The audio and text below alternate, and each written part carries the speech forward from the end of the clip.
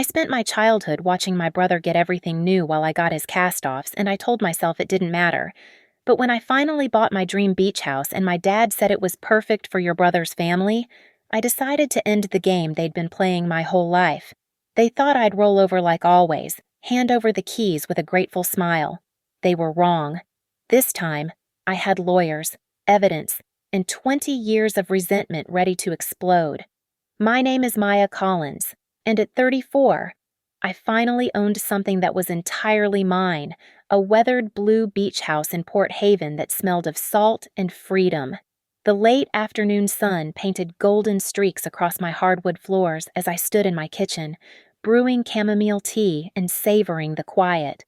Through the windows, I could see the ocean stretching endlessly, its waves whispering promises of peace I'd never known in my childhood home. The knock on my door was sharp, authoritative. I knew who it was before I even opened it. Frank Collins never knocked gently, not on doors, not on hearts, not on dreams. Maya. My father stood on my porch like he owned it, his gray suit impeccable despite the beach humidity. His eyes swept past me, already cataloging my space. May I come in? It wasn't really a question. Frank Collins didn't ask. He informed you of what was about to happen. I stepped aside, watching him enter my sanctuary with the same proprietary air he'd carried through my entire life. Beautiful place, he said, running his fingers along my kitchen counter. Granite countertops, real hardwood, must have cost a fortune. I said nothing, just watched him circle my living room like a shark. He paused at the French doors leading to the deck, admiring the view that had cost me 7 years of 70-hour weeks and countless sacrifices. You know, he continued, settling into my favorite armchair without invitation, this would be perfect for Evan and Melissa. With the new baby coming, they need more space. That cramped townhouse of theirs. He shook his head, a practiced gesture of paternal concern. The words hung in the air between us, not a suggestion but a decree waiting to be acknowledged. I gripped my mug tighter, feeling the heat burn through my palms. In my mind, I saw young Maya wearing Evan's outgrown sneakers to school, the soles flapping loose. I saw her watching him unwrap a new bike while she got his old one, spray-painted pink to hide the rust. The beach air would be good for the kids, Frank continued, his tone casual but his eyes sharp. And really, Maya, what does a single woman need with all this space? 3 bedrooms, 2 baths, it's excessive for one person.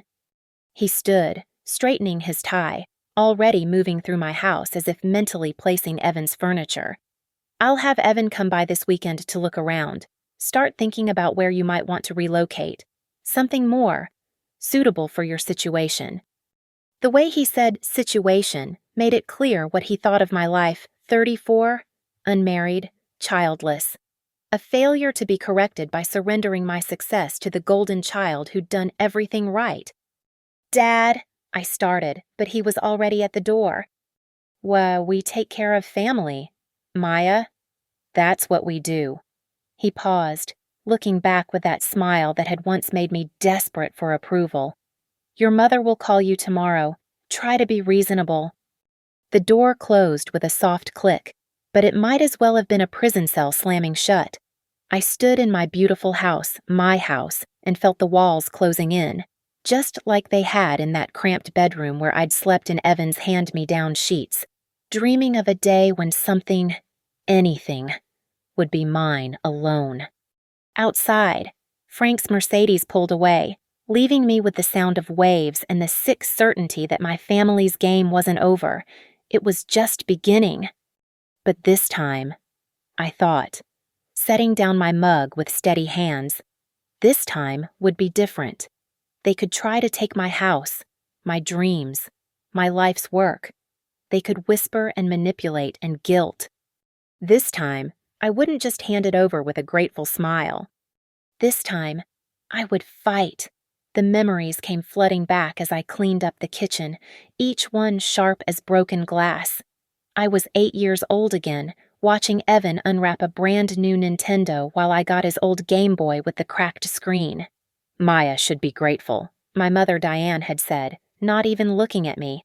At least she has something to play with. At least. Those two words had defined my childhood. Evan got steak. I got the fatty edges he didn't want. At least you're not hungry. Evan got new school clothes. I got his worn jeans, hems frayed and knees thin. At least you have clothes. Evan got driving lessons at 16. I had to figure it out myself at 21.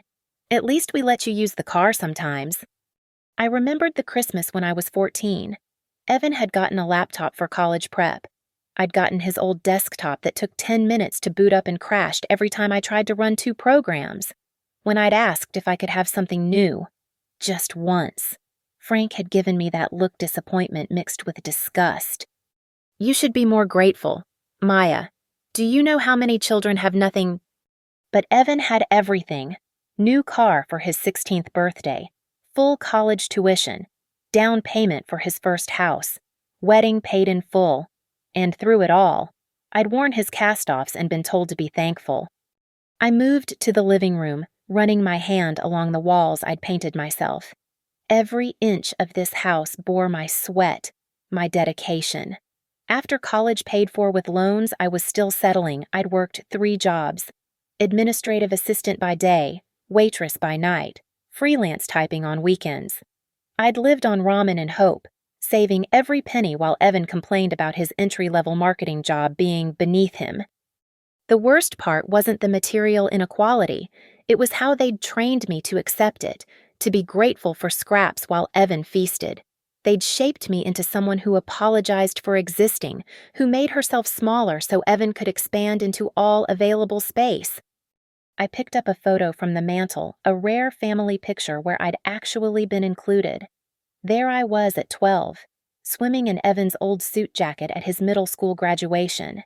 He stood in front, golden and gleaming in new clothes. Mom and Dad flanked him, their hands on his shoulders. I was slightly behind, partially cut off by the frame. Even in photos, I was an afterthought. At least they included you, I whispered to my younger self, then set the photo face down. My phone buzzed. A text from Evan. Dad says you got a nice place. Can't wait to see what you've done with it. As if he didn't already know why he was coming. As if this was just a casual visit between siblings who shared normal relationships, not a scouting mission for his next acquisition. I thought about my first apartment after college, a studio so small the bed touched 3 walls. I'd been so proud, showing my parents around, pointing out the window box where I grew herbs. Within a month, they'd convinced me to let Evan crash there during his rough patch with Melissa. He'd stayed 6 months, never paid rent, and left the place trashed. When I'd asked for help with the security deposit I lost, Diane had sighed. Family helps family. Maya, don't be selfish. But when had family ever helped me? When I'd needed a car for my job?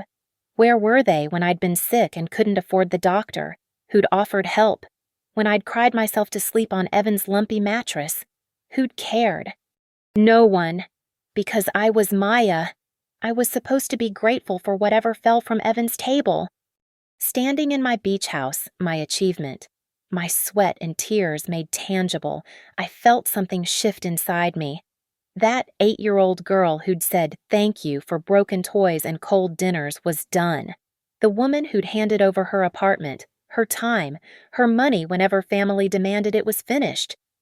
They thought I was still that grateful little girl, happy with handouts and silent about injustice. They were about to learn that girl had grown up, gotten smart, and bought herself a house by the sea. And she wasn't giving it away? Not this time. Not ever. The orchestrated attack began at 7:15 a.m. the next morning. My phone rang with military precision, Diane's ringtone cutting through my morning coffee ritual. Maya, sweetheart, her voice dripped with false warmth. I heard you had a lovely visit with your father yesterday. I stayed silent, watching the steam rise from my mug. You know, with Evan's 3rd baby on the way, that townhouse is just bursting at the seams. And Melissa's been so stressed.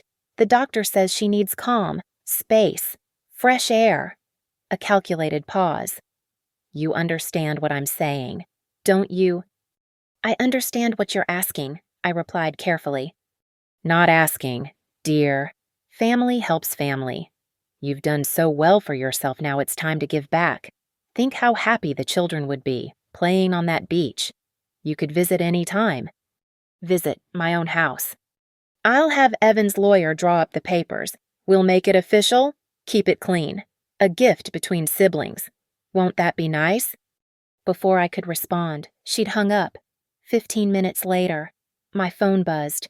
Aunt Ruth. Maya, dear, I just heard the wonderful news. How generous of you to give Evan your beach house. Family first, that's what I always say. Your mother raised you right. I hadn't agreed to anything, but the narrative was already being written. By noon, I'd fielded 6 more calls. Aunt Lorraine praised my selflessness. Uncle Richard said he'd always known I had a good heart. Cousin Sandra gushed about how lucky Evan was to have such a giving sister. Each call followed the same script: praise my generosity for something I hadn't offered. Make me feel guilty if I considered refusing. Remind me of my place in the family hierarchy. They were boxing me in with expectations, building a wall of social pressure I couldn't climb. The worst call came at 3:47 p.m. from my grandmother. Maya, sweetie, her voice was frailer than I remembered. I'm so proud of you for helping your brother. You know, I won't be around forever, and it gives me such peace knowing you children take care of each other. This might be the last Christmas I get to spend with the great-grandchildren, and knowing they'll be in that beautiful beach house. It means everything to me. They'd weaponized even her. My hands shook as I set down the phone. I walked to my deck, needing air. The ocean stretched before me, indifferent to human manipulation. This view, this moment, this peace I'd earned every second of it. While Evan played video games through college, I'd studied until my eyes burned. While he job-hopped, complaining about unfulfilling work, I'd built my reputation project by project. While he spent money on toys and trips, I'd saved every penny. My laptop sat open on the kitchen counter, showing my mortgage payment history. Never late, not once. Each payment a small victory, a step toward something that was solely mine. I traced the numbers, remembering the overtime hours, the skipped meals, the vacations I couldn't take. The memory that hurt most surfaced unbidden. 5 years ago, I'd needed a loan for the down payment, just $10,000 to secure the house before another buyer swooped in. I'd swallowed my pride, asked my parents. Frank had laughed, actually laughed. Money for a house, Maya. Be realistic. You can't handle that kind of responsibility. If you need a place to stay, Evan's basement is available. 2 weeks later, they'd given Evan $50,000 for a boat. Boys need their toys, Diane had explained, as if that made sense. I'd gotten my loan from the bank instead, at a brutal interest rate that took 3 years to pay off. But I'd done it, alone. My phone rang again. This time, Evan himself. Hey, sis, heard you're doing the family a solid. Can't wait to set up the kids' rooms. Melissa's already picking out paint colors. You're the best. Evan, I haven't agreed to... Oh, and Dad says he'll help you find a nice apartment. Something cozy. 1 bedroom should be plenty for you. Right. Gotta go. The kids are screaming. We'll celebrate this weekend. He hung up before I could correct him. The narrative was solidifying, becoming truth through repetition. In their minds. I'd already handed over the keys. All that remained was paperwork. I stood on my deck until sunset, watching the sky bleed orange and pink. Somewhere out there, beyond the horizon, was a world where families didn't operate like this, where success wasn't punished, where being born second didn't mean accepting second best forever. But I wasn't out there. I was here, in the house I'd bled for, surrounded by vultures who called themselves family. They'd made their move, all of them in perfect coordination. Now it was my turn. That night, I spread everything across my dining room table like battle plans. Property deed, mortgage statements, tax records, insurance documents, receipt for every repair, every improvement, Every single nail I'd hammered into this place. My laptop glowed with spreadsheets detailing 5 years of payments, all from my accounts, all traceable to my earnings alone. I photographed each document, uploaded them to 3 different cloud services. If they wanted to play dirty, I'd be ready with an arsenal of evidence. My phone buzzed, a text from Tessa Martinez, my best friend since high school. Heard through the grapevine your family's circling. You okay? Within an hour, Tessa sat across from me, her dark eyes scanning the papers while she sipped wine. She'd always been the fighter I couldn't be, the one who called out unfairness while I stayed quiet. Now she looked at me with something between pride and concern. "They're really going for it this time," she said, holding up a screenshot of Aunt Ruth's Facebook post praising my generous spirit and family values. "They're building public pressure, classic manipulation." "It's working," I admitted. "People at the grocery store are already congratulating me for doing the right thing." Tessa slammed her glass down. "The right thing, Maya. You worked yourself to the bone for this house while Evan got everything handed to him. Remember senior year. You wore the same shoes until they fell apart while he crashed 3 cars and got a 4th. I remembered the humiliation of cardboard insoles, of pretending I preferred walking to school in the rain. What's your plan?" Tessa asked. "Because knowing you, you're thinking of just letting them have it to keep the peace." "Not this time." I pulled out a legal pad where I'd sketched my strategy. "But I need to be smart. If I just refuse, I'm the selfish sister who values property over family. They've already painted that picture." Tessa studied my notes, a smile spreading across her face. "You're going to sell it. Before they can file any familial claim or create more public pressure, I've researched quiet sales, cash buyers who can close quickly. No signs, no listings, no time for them to interfere." "But they'll still come after you." "Let them. Can't force me to give them something I don't own anymore." We spent the next 3 hours refining the plan. Tessa had connections through her real estate work, knew lawyers who specialized in quick, discreet transactions. She made calls while I organized my documentation into a portfolio that proved, beyond any doubt, my sole ownership. "Graham Hale," Tessa said, hanging up her phone. "Best quiet sales specialist on the coast. He can meet tomorrow at 10 his office, not here in case they're watching the house." They probably were. Frank had always been thorough in his campaigns. As Tessa prepared to leave, she paused at the door. "You know they'll explode. This could be the end of any relationship with your family." I looked around my home at the walls I'd painted, the floors I'd refinished, the life I'd built without their help or approval. What relationship I'm just the spare parts department for Evan's life. Always have been. "Not anymore," Tessa said firmly. "Maya Collins is done being anyone's backup plan." After she left, I walked through each room, memorizing it, not with sadness, but with the satisfaction of someone who'd achieved something remarkable. I'd bought this house, I'd created this haven, and I'd choose its next chapter on my terms. My phone had 17 missed calls. I deleted the voicemail without listening. Tomorrow, I'd meet Graham Hale. Tomorrow, I'd take control of my story. I pulled out one more document, my grandfather's will. He'd left me a small sum. The only family member who'd ever designated something specifically for me. I'd used it for part of my down payment. In his letter, he'd written, "For Maya, who sees everything but says little. May you find your voice." "I found it, Grandpa," I whispered to the empty room. "And they're not going to like what it has to say." The ocean thundered outside, relentless and uncompromising. I fell asleep on the couch, surrounded by my proof of ownership, dreaming of the look on Frank's face when he realized his second-choice daughter had learned to play the game. And when Graham Hale's office occupied the top floor of a discreet building downtown, the kind of place where million-dollar deals happened behind closed doors. He was younger than I'd expected, maybe 40, with sharp eyes that missed nothing as he reviewed my documentation.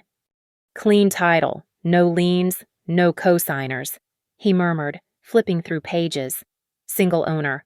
All payments traceable to your accounts. This is textbook perfect. He looked up. Tessa mentioned you need speed and discretion. Absolute discretion, I emphasized. My family cannot know until it's done.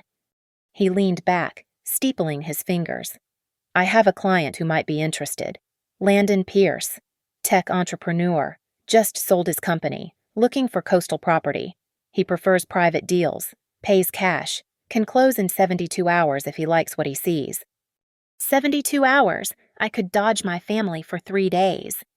There's one condition, Graham continued. He'll want to see the property today. Can you guarantee privacy? I thought quickly.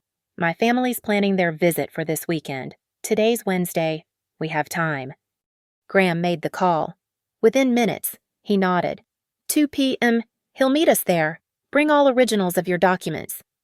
I spent the morning at a cafe 3 towns over, phone turned off, reviewing every paper one more time. At 1:45 p.m., I drove back to Port Haven, taking side streets to avoid anyone who might recognize my car. Landon Pierce arrived in a Tesla. No fanfare, no entourage. He was tall, quiet, with the kind of focused intensity I recognized from my own mirror, someone who'd built their success alone. He walked through my house without speaking, taking in every detail. On the deck, he stood for a full 5 minutes, just watching the waves. Why are you selling? He asked finally. This place has been loved. I can feel it. I'd prepared lies, but something in his stance made me honest. My family wants to take it. They think they're entitled to what I've built. I'd rather sell to a stranger who'll appreciate it than watch them move in like they own it. He turned, studying me with those calculating eyes. I grew up with nothing while my half-brother inherited everything. Built my company while he spent trust funds. A slight smile. I understand family entitlement. $450, he said. Cash. Close Friday at 4 p.m. The asking price was $400. Deal. We shook hands, and I felt like I'd found an unexpected ally. Graham produced contracts from his briefcase, and within an hour, we'd signed preliminary agreements. The inspection waiver, the quick close, the cash offer, everything designed for speed and silence. I'll need somewhere to stay while the sale processes. I mentioned to Graham. Hotels leave trails. Landon pulled out his phone. I have a corporate apartment downtown, concierge security, no questions asked. Use it until you figure out next steps. He handed me a key card. We both know what it's like to need a safe space from family. By 5 p.m., I'd packed essentials into 2 suitcases. The important documents went into a safety deposit box at a bank where my family didn't have accounts. I left my house as if going for an evening drive, knowing I wouldn't sleep there again. The corporate apartment was modern, anonymous, perfect. From the 10th floor, I could see the ocean in the distance. I ordered Thai food, turned on my phone to check messages, then turned it off again. 43 missed calls. The vultures were getting restless. Graham called from a different number. Landon's wire transfer is already in escrow. His lawyers are expediting everything. We'll close Friday afternoon as planned. Will it hold if my family tries to interfere? Rock solid contract. Even if they found out tomorrow, they couldn't stop it. No legal claim, no time for court injunctions. By the time they could file anything, you'll have sold and closed. I slept better that night than I had in years, in a stranger's apartment, my whole life in 2 suitcases. But I was free. For the first time since childhood, I wasn't waiting for the other shoe to drop, for Evan to need something, for my parents to demand another sacrifice. Thursday passed in a blur of final paperwork and preparation. I stayed hidden, a ghost in my own life, while Graham handled everything with surgical precision. Friday morning, I woke knowing that by sunset, my house would be Landon's, my bank account would be fuller, and my family would have lost their latest game. They'd wanted my house. Instead, they'd get a lesson in underestimating the family spare part. The silence before the storm felt electric with possibility. The closing finished at 4:23 p.m. Friday afternoon. As I signed the final paper transferring ownership to Landon Pierce, my phone exploded with notifications. I'd made one miscalculation. Evan had shown up at the house early. Graham glanced at my screen. They know. Within minutes, Frank and Evan burst into the title company's office, my brother waving papers like weapons. Stop this immediately. Frank's face was purple with rage. That house belongs to the family. Maya has no right to sell family property. The title officer looked confused. Sir, Ms. Collins is the sole owner. All documentation has been verified. She's mentally unstable, Evan declared, shoving forward what looked like medical forms. We have power of attorney. Any sale she makes is invalid. I almost laughed. Forged medical documents, that was their play. Graham stepped forward. Every inch the shark lawyer. Those papers are dated yesterday. Convenient. And I noticed the doctor's signature looks remarkably similar to your handwriting. Mr. Collins. Landon leaned against the wall, watching with detached amusement. Attempting to steal property through fraudulent medical claims. That's ambitious. Also criminal. Frank turned on me. You ungrateful little parasite. After everything we've done for you. What exactly have you done for me? My voice came out steadier than expected. Give me Evan's trash. Let me exist in his shadow. Demand I hand over everything I earn to support his lifestyle. You owe us, Evan shouted. That down payment came from Grandpa's money. Family money. $10,000 from my inheritance. Here. I pulled out a cashier's check I'd prepared for this possibility. $10,000 plus 20 years of interest at market rate. Now we're even. Frank knocked the check from my hand. You think you're clever, I'll destroy you. Everyone in Port Haven will know what kind of selfish witch you are. No one will hire you. No one will rent to you. You'll have nothing. I already have nothing from you, I replied. The difference is, now I've chosen it. The next morning, Frank made good on his threats. Anonymous flyers appeared around Port Haven, painting me as a mentally unstable woman who'd stolen from her family. My photo, likely lifted from social media, stared back from grocery store bulletin boards and coffee shop windows. Local woman betrays sick brother, elderly parents. One headline read, complete with fabricated stories about Evan's fictional illness and my parents' invented poverty. Evan's social media campaign was more modern but equally vicious. Video posts showed him standing outside my former house, tears in his eyes, talking about how his disturbed sister had ripped away his children's future home. Melissa clutched their youngest, sobbing on cue about homeless babies. The comments poured in. People who'd never met me called me heartless, selfish, evil. My LinkedIn filled with messages from strangers telling me I deserved hell. But Tessa had prepared for this too. That evening, she created a response post on the Port Haven community Facebook page. Since the Collins family wants to discuss property and family values publicly, let's share some facts. She attached every receipt, every document, every piece of evidence I'd collected, my mortgage payments, my tax records, screenshots of my bank statements showing years of payments while Evans showed vacations and boat purchases, photos of the forged medical documents with handwriting analysis. Graham had even provided security footage of Frank and Evan attempting to break into the title company's files after hours.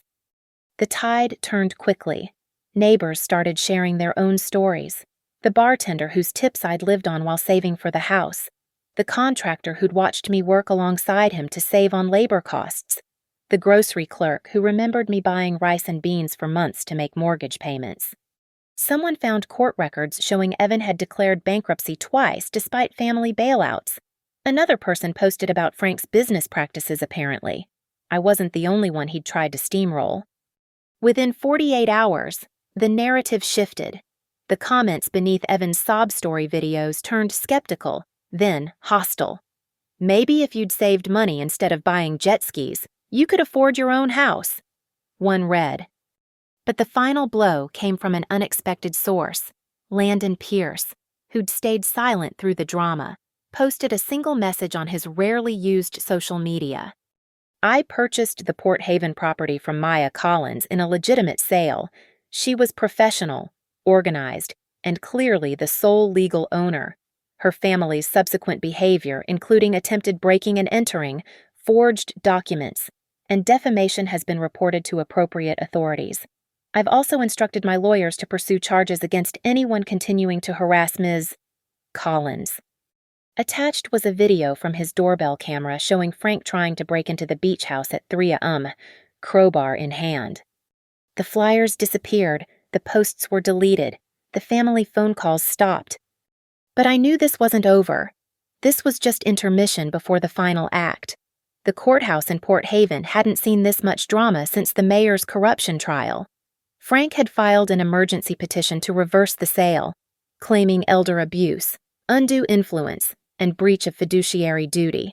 He wanted the house transferred to Evan immediately. I sat beside Graham in the defendant's chair, watching my family pack the plaintiff's side. Evan wore his best suit. Melissa dabbed at her eyes with tissues, and my parents sat rigid with manufactured dignity. They'd even brought the children props in their performance. Judge Harrison, a no-nonsense woman in her 60s, reviewed the filing with visible skepticism. Mr. Collins, you're claiming your daughter manipulated you into... What exactly? Frank's lawyer, a sweating man named Brennan, stood. Your Honor, Maya Collins deliberately concealed her plans to sell family property. The beach house was purchased with family money and was understood to be held in trust for the benefit of all family members. I see. Judge Harrison shuffled papers. Mr. Hale, your response. Graham rose smoothly. Your Honor, we have comprehensive documentation proving Ms. Collins purchased the property solely with her own funds. Every payment, every document, every legal requirement was met by her alone. We also have evidence of attempted breaking and entering by the plaintiffs, forged medical documents, and a coordinated harassment campaign. He handed the bailiff a thick folder. Additionally, we have written statements from 17 community members detailing the plaintiff's history of financial exploitation of my client, dating back 20 years. Objection, Brennan squeaked. Character assassination? Overruled, I'll allow it. Graham continued, presenting each piece of evidence methodically. Bank statements showing my payments versus Evan's 0 contributions. The forged power of attorney with handwriting analysis. Security footage of Frank with the crowbar. Screenshots of the defamatory posts. Photos of the flyers. Then came the witnesses. Tessa testified about the years she'd watched me work multiple jobs while Evan received handout after handout. My former landlord described how I'd lived in substandard housing to save money while my parents vacationed in Europe. Even Mrs. Patterson from the grocery store came forward, talking about seeing me count pennies for food while Evan loaded cases of beer into his new truck. The most damaging testimony came from an unexpected source, Frank's former business partner, who revealed that Frank had tried the same scheme with other relatives, always pushing them to sign over assets for the family good. When Evan took the stand, his story crumbled under cross-examination. Mr. Collins, Graham asked, you claim the beach house was promised to you. Do you have any written agreement? Well, no, but... Any witnesses to this promise? My father said. Your father who was caught on camera breaking into the property? That father? Evan's face reddened. Maya knows what's right. Family takes care of family. Indeed. Tell me, how much rent did you pay when you lived in Mr. Collins's apartment for 6 months? Silence. How much did you repay of the $5,000 loan she gave you 3 years ago? More silence. Oh, how many times has Ms. Collins taken care of family financially versus received help from family? Evan exploded. She owes us. She got Grandpa's money. $10,000 from her rightful inheritance, which she's offered to repay with interest. Meanwhile, court records show you received $50,000 from your parents last year alone. Should we discuss where that money went? The judge had heard enough. I've reviewed all evidence and testimony. This court finds absolutely no legal basis for overturning the legitimate sale of property solely owned by Maya Collins. Furthermore, The evidence of harassment, defamation, and attempted criminal acts by the plaintiffs is deeply troubling. She looked directly at Frank. Mr. Collins, your lucky criminal charges haven't been filed. Yet. This court not only denies your petition, but issues a restraining order preventing you, your son, or any agents acting on your behalf from contacting, approaching, or harassing Maya Collins in any way. Your Honor, Brennan protested. I'm not finished. Given the evidence of a pattern of financial exploitation and defamation, this court also awards Ms. Collins $50,000 in damages, to be paid jointly by Frank and Evan Collins within 90 days. Any violation of the restraining order or failure to pay will result in immediate arrest. The gavel came down with finality. Evan shot to his feet. This isn't over. You think you've won. You're nothing without us. Nothing. The bailiff stepped forward, hand on his weapon. Evan retreated, but his eyes promised retribution. As they filed out, Diane finally looked at me. For a moment, her mask slipped, and I saw something that might have been regret. Then Frank grabbed her arm, and she was gone. Outside the courthouse, a small crowd had gathered. The story had spread through Port Haven David versus Goliath. If David was a woman who'd simply wanted to keep what she'd earned. Several people applauded as I emerged. A reporter from the local paper approached. Ms. Collins, any comment on the ruling? I thought for a moment. Just that everyone deserves to own their own success without apology. Graham shook my hand. They'll appeal, but they have no grounds. It's over. But looking at the hate in Evan's eyes as he drove away, I knew Graham was wrong. It wasn't over. Not yet. 2 weeks after the court ruling, I met Landon Pierce at a waterfront restaurant. He'd asked to discuss a business proposition, and I was curious enough to accept. I've been following your story, he said over coffee. The way you handled your family, the strategic thinking, the courage to walk away from toxic situations, those are rare qualities. He slid a folder across the table. I'm developing a series of boutique coastal properties. Small, exclusive, environmentally conscious. I need a project manager who understands both the value of hard work and the importance of standing your ground. The offer was generous salary, benefits, and a percentage of profits. More importantly, it was a fresh start, a chance to build something new without looking over my shoulder. Why me? I asked. Because you get it, Landon said simply. You understand what it means to create something from nothing, to protect what you've built. Most people born into money don't have that hunger. Most people who've been beaten down don't have that fight. You have both. I accepted on the spot. The next months flew by in a blur of architectural plans, zoning meetings, and construction schedules.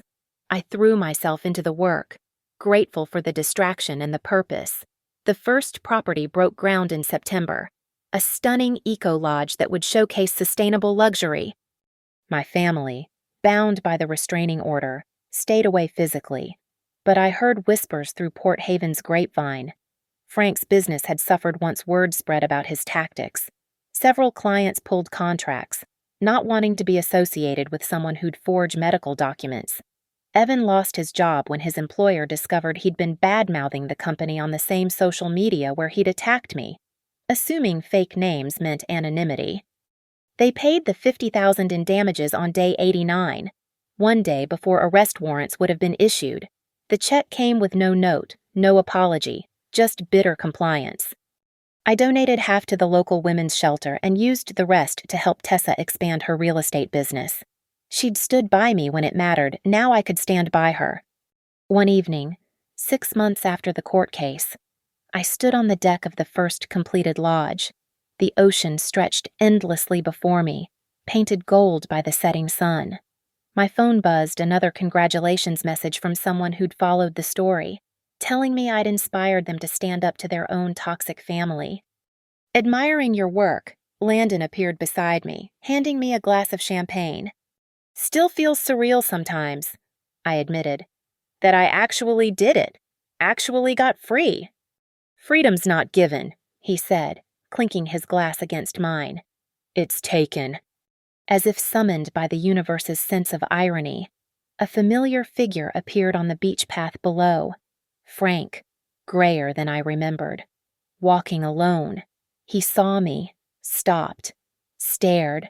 For a moment, we just looked at each other across the distance, father and daughter, stranger and stranger. He raised his hand slightly, not quite a wave, more like an acknowledgement. Then he turned and walked away, shoulders bent against the wind. I felt nothing, no anger, no sadness, no triumph, just the clean emptiness where toxic love used to live. You okay? Landon asked. Yeah, I said, surprised to find it was true. I really am. My phone rang Tessa, excited about a new property she'd found for our next project. As I talked with her, making plans and sharing ideas, I realized this was what family should feel like.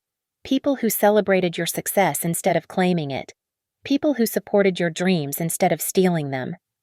The beach house had been my first victory, but it wasn't my last. Every day since, I'd chosen myself over manipulation, success over servitude, truth over toxic loyalty. They'd raised me to accept scraps with gratitude, to shrink so others could grow, to give until I had nothing left. They'd trained me to be grateful for crumbs while they feasted on my labor. They'd failed.